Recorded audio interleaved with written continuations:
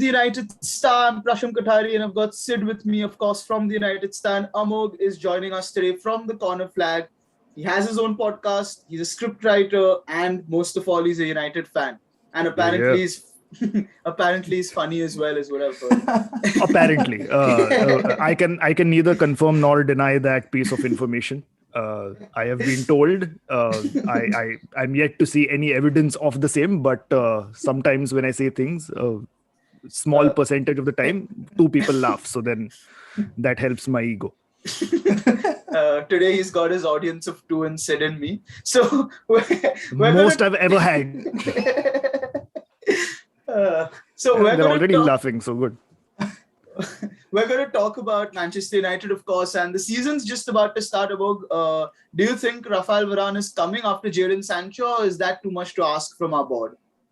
You know what? Honestly, I'm very happy that Sancho's been announced. I mean, it's not really been announced as a soft announcement that has happened. Hey guys, आ रहा है वो, अभी तक आया नहीं है, train में है, आएगा, थोड़ा डिले है पर आएगा. मतलब वो महीने से वही सुन रहे हैं हम लोग कि he's coming. So at least now there's some.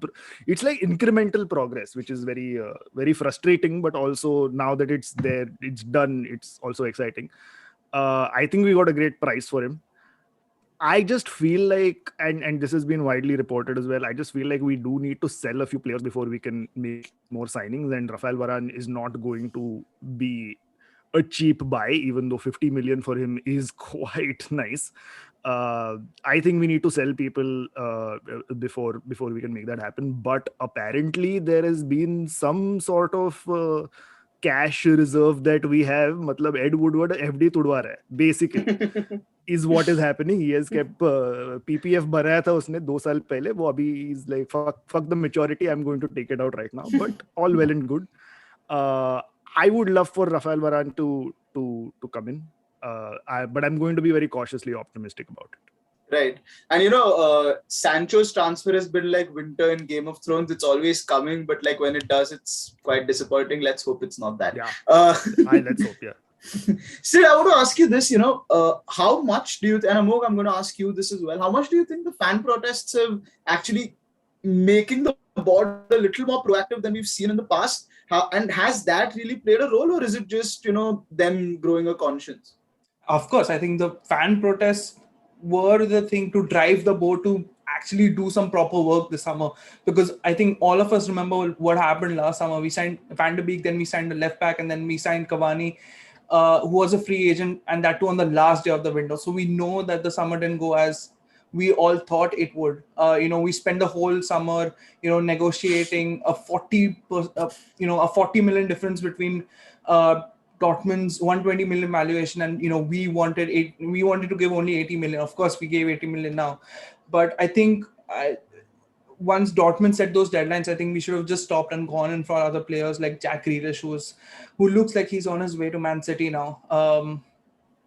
But yeah, I think ESL on their part was a big mess up, and I think these protests, were bigger than all of those protests that had happened earlier, and because these protests have actually made a difference. Now the Glazers have agreed to a fan ownership. There is the Sign for United campaign happening. Eric Cantona's signed for all of that, and that's why I personally think these protests have made a huge impact, and I hope this continues for the seasons to come. I hope John Murter, Darren Fletcher, now that Woodward's going, I hope he's replaced by someone competent, not Richard Arnold. But I really hope that this continues, because this just cannot be a one-season thing, because we know Chelsea's got the money, we know Man City's got the money, and they just pay, and, they'll get the next Haaland, and then they'll get Jack Grealish and Harry Kane and all that. So this has to continue, because we are one of the biggest clubs in England. So, I completely agree with you, Sid. I just want to reiterate the same stance that I have for Rafael Varane into anything to do with Man United, which is that I am cautiously optimistic. I'm not going to be all like, fuck yeah, मतलब क्या protest किया, amazing, अभी सब बदलने वाला है. ऐसे नहीं होने वाला है. It's a small start, but it's a good, promising start. A bunch of outlets related to United spoke about what it was actually like at the fans forum. If I'm not mistaken, even Gary Neville spoke about it, where a lot of grand statements were made, but no concrete direction was given. And that is, I mean, obviously expected from a boardroom level. Mhm. But as fans, I think we need to understand that to implement the type of changes that we need this club to implement, it's not going to happen overnight. Protests need to continue. People associated with the club from a supporter point of view need to keep having their voices heard, and slowly but steadily those changes can happen. Yes, we have seen major changes, which was, I think, the best thing that the ESL could do, which is Ed Woodward's resignation. But I actually want to talk about one very, very interesting anecdote that I came across very recently. I don't know if you guys heard, but the last episode that we did for the Corner Flag, we sat down with this author called Ryan Baldi. He's a football writer for the Independent and the Guardian and all that. And he's got a new book coming out called The Dream Factory, where he does a deep dive into youth academies all across England and how they're run and what are the pros and cons. So while reading that book, there was one small mention, and like it was almost a paragraph, and that book is great, by the way. But there was this one small paragraph about when he's talking about scouts, and he spoke to Derek Langley, who was our chief scout, I think till 2 years ago, if I'm not mistaken. Mm. But he was talking to Derek Langley about his time as a scout at Man United, and the things that Derek Langley had to say were shocking. They were shocking, and they were not like anything surprising, because we've heard murmurs about how the club was run after David Gill and Sir Alex Ferguson kind of stepped down. But to hear that from an actual scout's mouth was absolutely shocking, where he said that earlier he would identify players and he would go straight to Sir Alex Ferguson, and Ferguson would either say yes or no, and if it was yes, that was it. David Gill got straight to work, and it moved. But once that regime kind of stepped down and Ed Woodward came into play, there was so much bureaucracy, where Ed Woodward would delegate it to Richard Arnold or to somebody else, and none of them knew anything about football. And unfortunately, and this is where I'm being cautiously optimistic again, in that anecdote, he mentions John Murtough.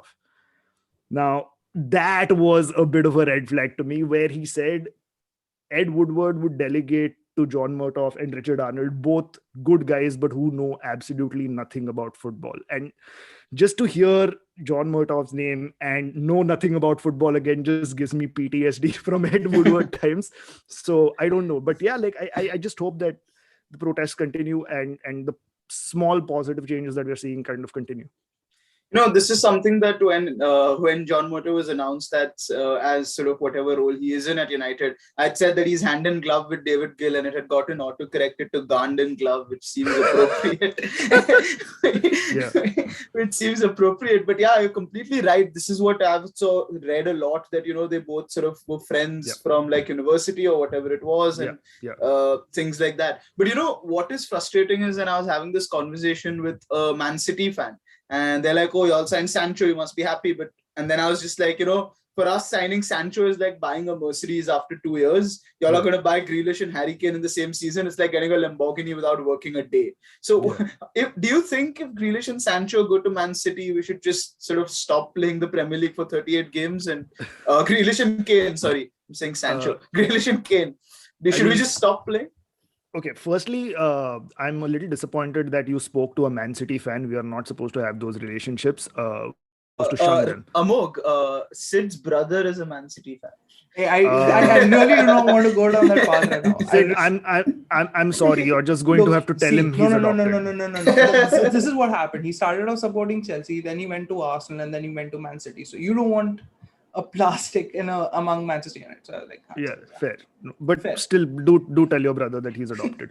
But I think no, man. Like I don't like. There's no reason to accept defeat in such a dramatic way. It's fine. It's going to be tough, sure.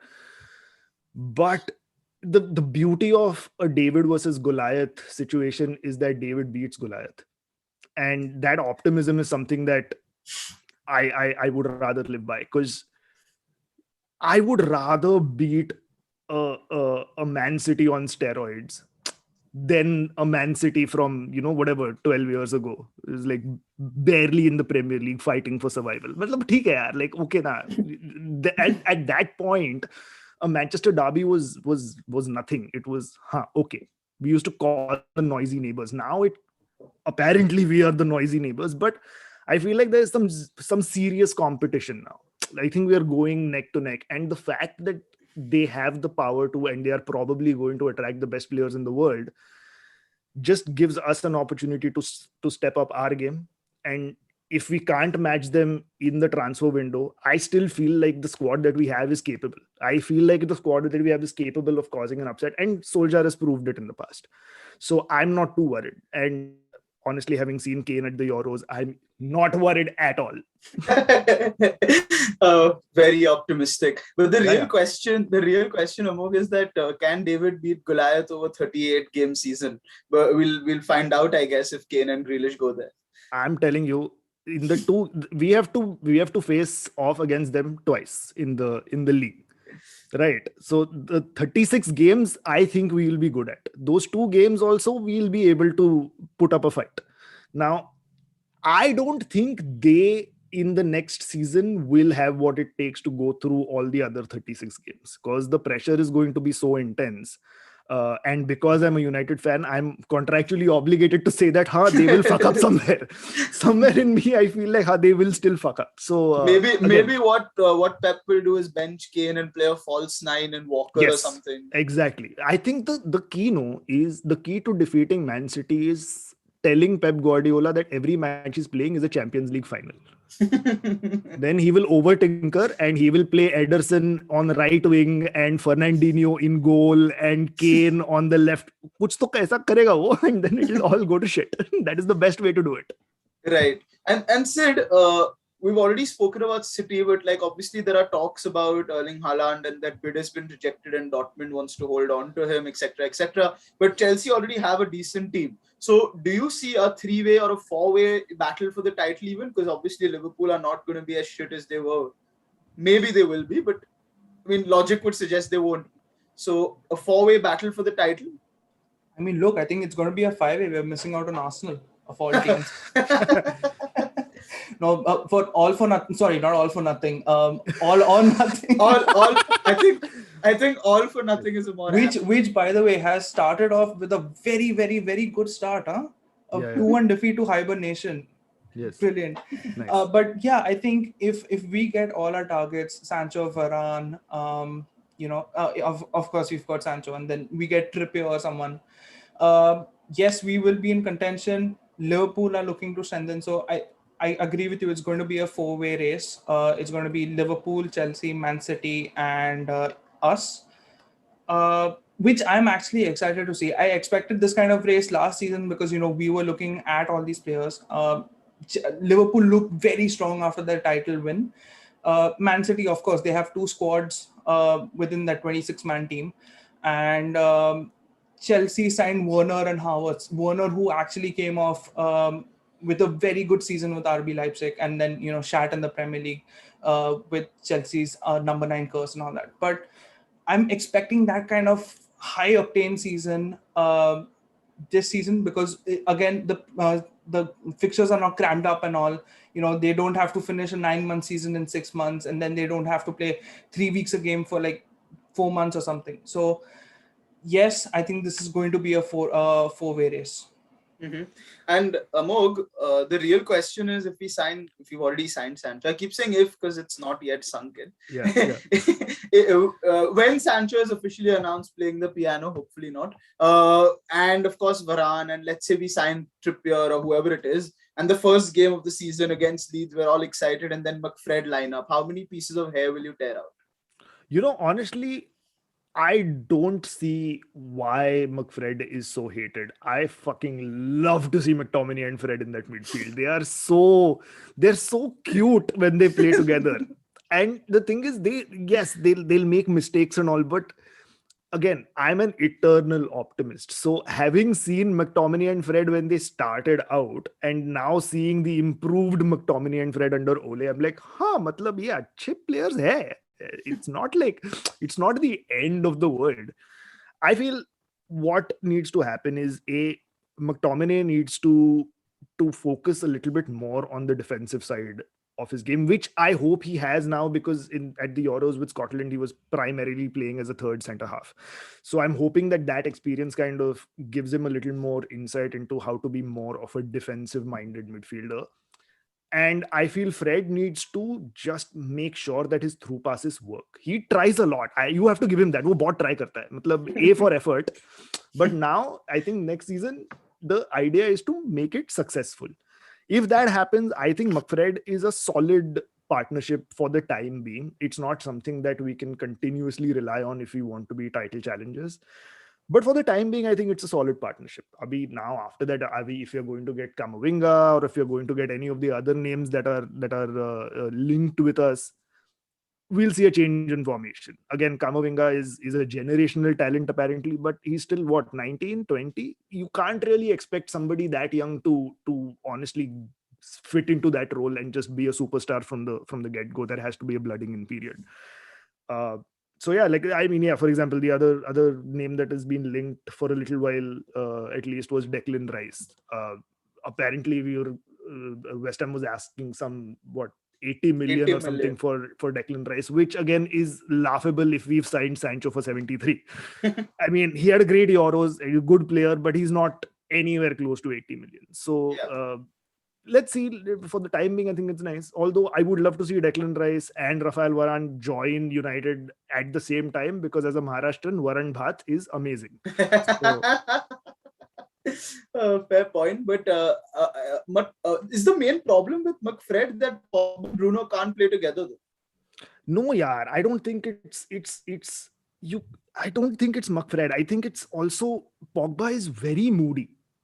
If there's one thing I've realized about, he's like the weather in London. No? He's very moody, and the thing is, when he's good, you can't touch him. Like, he's a joy to watch. It's impossible to get the ball off him. The passes he makes, the runs he makes, the little skills in the middle, the way he breaks down play and builds an attack, fantastic, unbeatable. But for a player who's commanding that much money, who's so huge in terms of status in world football, he has too many off days for me. I think it's more of a Pogba issue than it is a rest of the team issue, because we've been hearing this for so long. Oh, we'll get a defensive midfielder and it'll unlock Pogba. Oh, we'll get Bruno and he'll unlock Pogba. Arey, matlab wo tala nahi hai yaar. He's a player. He should be unlocked himself. We paid 80 million for him. He should be unlocked.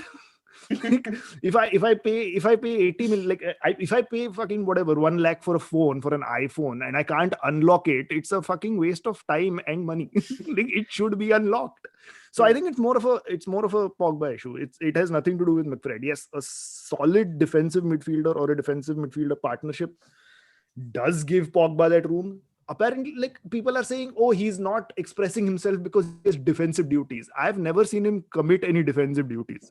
Apart from penalties, exactly. So matlab kya? Ho kya raha hai? Cool, he's good at what he does and all, but he's not good at what he does all the time. At least Bruno has a 95% success rate. So the 5% failure you can still let go, but those are not the same numbers with Pogba. So I think Pogba just himself needs to kind of figure it out, because even for France, he didn't have good games all the time. He had some great games and some great passes, but he had some terrible games also. So he's very hot and cold. I think it's also to do a little bit with it's like we're always behind Pogba. Even if one pass is misplaced, the entire internet will melt down as to Paul Pogba is rubbish and we overpaid and he doesn't know what he's doing. But I think he does sort of need a little bit, more freedom, in a sense that he tries things that other players probably don't, and maybe he should not be trying them in our defensive third. But maybe he wouldn't be Paul Pogba if he wouldn't. Yeah, exactly. But Sid, to bring you in on this, you're of course a known fan of McFred. So do you think you would be tearing hair out if McFred started? Definitely, you know how much I criticized that pairing last summer, and that was the primary reason I actually wanted a CDM, a proper CDM over a right winger this summer. But uh, like Amok said, we could see McTominay do those defensive duties in the Euros, and possibly there is a chance, he has become better at that. I would still love a CDM because I think when you have a midfield three of Bruno Pogba Rice or a Bruno Pogba Camavinga or something, that is much better than playing Bruno centrally, having McFred behind, and then playing Pogba on the left, Yeah. right? So that's my biggest criticism of the McFred partnership. I Just think I do agree, and I think that recently, like, there's been reports that Solskjaer wants to play a 4-3-3 yeah. in the coming season, which is great. It's great news. It's a lovely formation, and I feel like Then we'll apart get from beat the 6-1 by Spurs, and then we'll move back to a 4-2. no, but I feel like apart from that crucial central defensive midfielder position, I think the rest of the team is fairly sorted into that 4-3-3 formation. I just feel like, I mean, yes, the best way to utilize Bruno and Pogba is to have them in a 3-man midfield and give them the freedom to switch roles and do all of that while your one defensive anchor kind of sweeps up everything that happens. But in order for that to work, you can't rely on a Kamavinga. For Yeah. all that's being said about him, I can guarantee you he's going to come into this first team and he's going to be highly, if he does come, of course, he's going to be highly rated and people are going to have a lot of things to say about him, and he's not going to do well, or at least Yeah. not immediately. And because he's not going to do well immediately, everybody's going to feel let down. Like, I think as fans also need to manage our expectations. You're not going to get that from a 19-year-old. You could get that from, let's say, a Wilfred Ndidi, who's been in the Premier League for a while and who's done that role. N'Golo Kante worked so well for Chelsea also because he had that experience in the Premier League playing that role for Leicester. That's why he became so good at Chelsea. And obviously because he's genuinely a great player. I think Ndidi has that sort of a vibe about him. So yeah, like if that is the way you have to go, then we need to look at an established CDM coming in and not somebody like a Kamavinga. I also think that Kamavinga is not really a CDM. He's like a box-to-box player, like a little bit like Paul Pogba from what I've seen of him little and what I've read, is that he's not typically your NDD kind of sort of Right. elbows and shoulders Exactly. kind of player. So I don't know how the 4-3-3 would work with him as the base. But, let's go back from the CDM, and we've got sort of, obviously Varane comes in, this conversation will be irrelevant, but we had Maguire, who played basically half the tournament in the Euros and was part of the team of the tournament. And Lindelof also had a sort of good season himself in the Euros. Yeah. So is it basically that these two are like a toxic relationship that won't go well together, but individually are beautiful? I think, again, I do feel that Lindelof, I mean, Maguire has proved all his critics wrong. Not just with England, but with United as well. Like, he's had a fantastic season with United as well. In the Euros, Maguire was absolutely solid. Apart from that one fuck all pass in the beginning of the final, but chal, ho jaye, whatever. And he was at the end of every corner and just scored one. Yes, yeah, and he's a genuinely good defender. Like, he it's not like he's free, but every defender will make errors. Like, Rio Ferdinand and Vidic have also made errors, let's be honest. He's a very good defender, and I feel like even Lindelof on his day can be really good. The problem with Lindelof is he is too error prone and he tends to switch off too often, and he did that for Sweden as well. Yeah, he showed those tendencies for Sweden as well, and he's great as a backup option. But unfortunately, because of the players that we have right now, he has to be first choice, because you can't really trust Eric Bailly either, because वो 5 minute खेलेगा और injure हो जाएगा, या 5 minute खेलेगा और किसी को तो फाउल करेगा. So it's a tough balance. Like, would you Eric rather... Bailly, Amog, what I call is a circus defender. Yeah, 100%. He's away from either a red card or an injury, like 30 seconds away from both. Yeah. He's an accident waiting to happen, and he's, again, a very good defender. It's just unlucky that he's so injury and foul prone. Like it's similar to fucking Owen Hargreaves, man. When we got Owen Hargreaves, we were so happy that we got him because what a genius player. Wand of a left foot, great with set pieces, was perfectly slotted into that 4-3-3 midfield. If only his knees were not like glass. Like it's just one of those unlucky things where you're like, but if only you were not so injury prone, you would be so good. And I think that's unfortunately the case with Eric Bailly. And at some point, we need to figure out when we're going to cut our losses, because just constantly offering an extension on his deal is really not going to cut it. We need to find good defenders and then sell these guys. Right. No.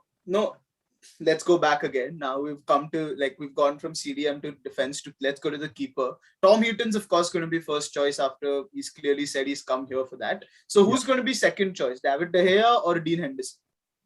Second choice I think is going to be Lee Grant. No, you know what? We have what? 5 goalkeepers in the squad right now, including the under 18, under 23 goalkeepers who are training with the first team in preseason. I was a little shocked about it, and then I realized PSG have 9 goalkeepers in their squad. So I was like, "Acha, okay, theek hai, cool. Then we are in a better place, and I'm fine." No, but seriously speaking, also PSG's owner owns a country also, but let's not get into it. yeah. But no, but like seriously speaking, I feel like maybe, and I say this with a very, very heavy heart, but maybe it is time to let De Gea go. And I know it's easier said than done because of the wages he's on and the form he's shown. Like at no point is any club going to be like, yeah, we'll pay you £375,000 a week because you're a substitute goalkeeper. Yeah, because you're a substitute goalkeeper for not just Spain, but Man United also. Cool, you deserve that. So unless he's willing to take a pay cut, which I don't think he is, because abhi bachcha paida hua hai, so diaper are expensive.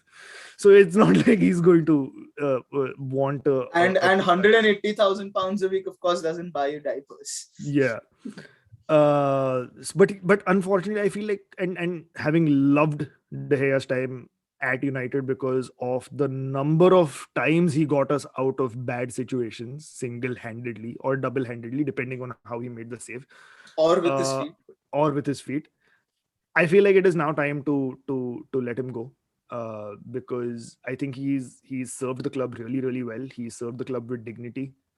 Even after the whole Real Madrid transfer fiasco happened, it was very nice to see him extend his contract and shoot that photo with Louis van Gaal, and it was all well managed. He was a part of it. He's always batted for the club, so no matter what happens, he is going to be a club legend. He's definitely a legend for me, but I think it is in everybody's best interests that he finds a new club, because it's sad to see him warm the bench at United or at any club. He needs to be at a slightly, maybe a smaller club, maybe in Spain, where he's still first choice. And Dino needs a run out as first choice keeper as well, because that's the only way he can improve. And sending him out on loan again right now will be a bad idea, because mentally that'll just send him a very wrong signal, because he'll be like, man, I paid my dues. I was on loan for 2 years and I fucking grafted. I did so well. Now I deserve a shot here, or fucking, and he's also said it. He's like, if I can't make it here, I want to, but if I can't, then I'll have to look for a move. And I'll be very sad if one of the best goalkeeping prospects from our academy left like that. So I think it is time for a change of gloves. Absolutely. I mean, I kind of think that is what's going to happen, but I don't want to see David De Gea gone. But like you said, it's equally sad to see him on the bench, and to watch Unai Simon even play for Spain was heartbreaking to see, because David De Gea was sort of, when he was in his prime, in a sense, sort of Spain was struggling, and then of course that World Cup absolutely shattered him as a keeper, and he never sort of looked the same again. But still, there's another debate that is sort of divided opinion in United fans, as David De Gea and Dean Henderson has, is whether this new kit is good or bad. What's your take on it? Look, personally, I think it's I think someone's kid has done the kit. Like, no disrespect, I completely appreciate the fact that it's an homage to all our icons of the 1960s. But I just think it's a plain kit, man. I really think it was a plain kit. And I mean, look, the long sleeves one looks good, but I'm not a huge fan of this kit. Wait till I David don't know. Beckham wears Honestly, yeah, Make the like zebra kit look good. yeah, yeah. So I feel like you're right. Like it's a very simple, basic sort of kit, and I feel like Adidas has been really dropping the ball on kit designs, not just for United but just across the board. Puma's been making some gorgeous kits, That Inter Milan and kit. yeah, oh, what a kit that Inter Milan kit is fantastic. Uh, but I feel like Adidas have got it kind of right-ish with the home kit, because with a kit that simple, you can't really go wrong. Like you'll need to be a next level idiot to make a kit like that go wrong. Uh, I'm just worried about the away kit and the third kit, because the leaks of those kits were god awful. So I'm just waiting to see what that looks like. I'm okay with this home kit. Like it's fine. It's cool. Like it's not going to. Is it our best kit? No, not by a long shot. But is it our worst? Also no. So I mean, I thought that we couldn't outdo how bad Chevrolet was as a sort of sponsor, but we yeah, have. And like yeah, that sort of Chevrolet and United was such a great embodiment for each other. Company, a car company that was great at one point, a club that was great at one yeah, point, going down together, yeah, fantastic. But now we've got Donny van der Beek plastered over our first kit yeah. in front. But yeah, I think I don't know why this sort of kid debate is sort of taken off. I personally like the long sleeves. It gives a throwback to Beckham quite genuinely. Yeah, I can yeah, imagine him curving a free kick in, because none of our players curve in free kicks anymore anyway. yeah, So yeah. so let's see how that goes. But I mean, Ollie has been quite optimistic in preseason, and he's been talking up sort of whatever little he's spoken till now. He's been talking up some youngsters, etc. So are you looking forward to the preseason like Arsenal fans were? I mean, it's tough to imagine Arsenal fans looking forward to anything, because life as an Arsenal fan is an endless pit of despair and agony. So it's almost like if you're falling into a black hole, you're just like hoping for a quicker death. That's what I feel being an Arsenal fan is like, because no matter what you do, it's not going to get better. And Adidas with their, I don't know if you saw this, but their new home kit was launched. And honestly, Sid, if you don't like our home kit, see the Arsenal home kit and laugh. What the fuck? Purple stripes? Yeah, What? It's just like what? Uh, but I'm looking forward to preseason, man. Like, because it's nice to see all the young kids also get a run out. And honestly, like after last season where we didn't really have a proper preseason, I think this time the preseason has been planned properly. We're going to have enough warm-up games. Of course, the full squad is not here because Euro participants are on holiday, and that's expected. But at least the people who are there are getting into the groove, and it's nice. There's some sort of structure to it. It's not as rushed as it was last season, so that kind of brings me a little bit of optimism. And yeah, I'm looking forward to see the young kids, man. Like especially with the center back position being heavily debated. Ted and Mengi and Axel Tuanzebe really need some minutes if they are to progress, because I mean Mengi still has some time, but it's now or never for Tuanzebe. If he's not going to make an impact this season, then there's no hope. I don't think there's any hope for him, because he's been waiting in the wings for a very long time. So yeah, I let's see. personally think the train passed him 2 seasons Yeah. ago. I don't think he's gonna make it, and I'm hearing reports that he's probably gonna go out on a year-long loan to get playing time if Varane actually comes in. But if that happens, I think it's pretty much time up for Tuanzebe at Man United. And I don't know how I feel about it, because I have a theory: any youth player who's being talked about for more than 2 years is probably not going to make it. Because if he was going to make it, he would have made it by now. So, like you look at the likes of Marcus Rashford, Scott McTominay, they weren't sort of talked about before they came into the team. Yeah. And Tuanzebe has been talked about forever. Angel Gomez was talked about forever, and this is what happens. So, Amog, just to wrap this up now, successful season. Do we think we can actually win one of these trophies behind us? I think we can win one for sure. I don't think it'll be the Premier League, because we're still a team in a heavy transition period. So I think we need one solid, stable season, which I hope is this one, where we don't have any like heavy injuries, where we do a great job in this transfer window, and hopefully even the summer, the mid-season transfer window, not the summer one, sorry. And once those two transfer windows take place, and we kind of get through the season in a stable, consistent form, then next season I can maybe say that yeah, now it's time to challenge for the title. Having said that, I feel like the other trophies are definitely attainable, especially the The FA Cup. Champions League. Oh. Champions League, to matlab, like it's so there for the taking. But honestly, like I'll be happy with any trophy, even if it's the Carabao Cup. I'll be really happy because yeah, this team really needs to win a final at this point. Like we've come very close very often. Now it's time to go the distance and wrap it up. And also on a serious note, if Leicester City can win the FA Cup and yet play pretty well in the Premier League till the last 2-3 weeks, there's no reason why we can't win the FA Cup. I know people keep saying we don't have the squad depth like City, like blah blah blah, but Yeah. I mean Leicester City doesn't have the squad depth either, and Yeah. they had massive injuries as well. But let me ask you this, Amog, and then Sid can come in as well on this: is that what if we fail to win a trophy? We get Varane and Sancho. Is that it then for Ole Gunnar Solskjaer? No, I don't think so. Again, like it depends on us not winning a trophy, but where we eventually ended up. Like if we don't win any trophies and we end up 7th or something, then we have to think about it. Let's say we don't win any trophies and end up 5th. Still something to think about, because if you're going to build a squad which is filled with the likes of Jadon Sancho and Harry Maguire and a Rafael Varane, for example, or and if you're building this team, then you can't be outside the Champions League spots. Like even 4th place would be like, really? Like it would give you a little bit more leeway, but questions would be asked if you still ended up 4th. I feel like anything under 3rd, and 3rd is also a big grace period that I'm giving them. Anything under 3rd would raise questions. Anything in the cup competitions, anything before the quarterfinals would be terrible. I feel we should aim to reach the quarterfinals of all competitions at least.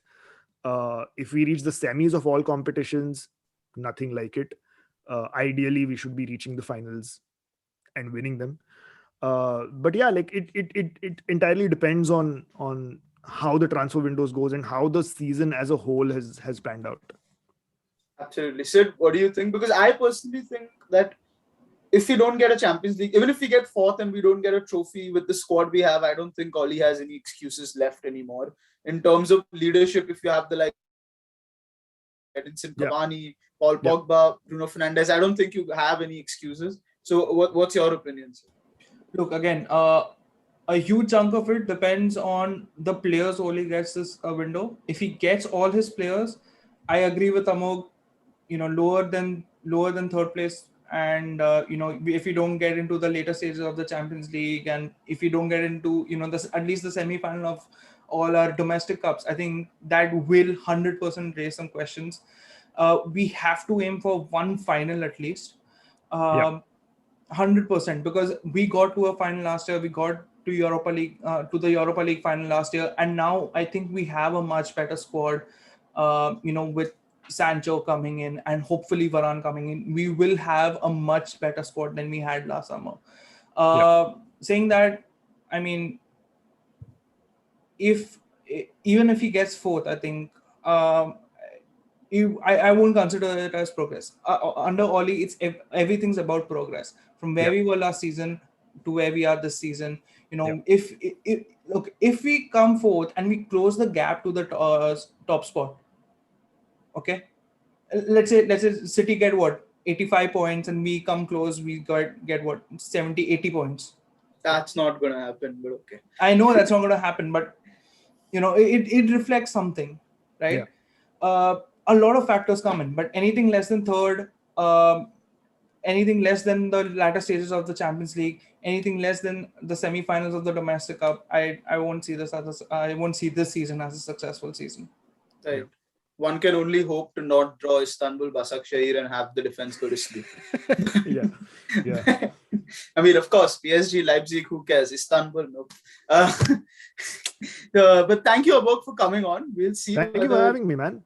No, it was a pleasure, and we see whether what you're saying is true and whether David can beat Goliath or not. If not, we're gonna have.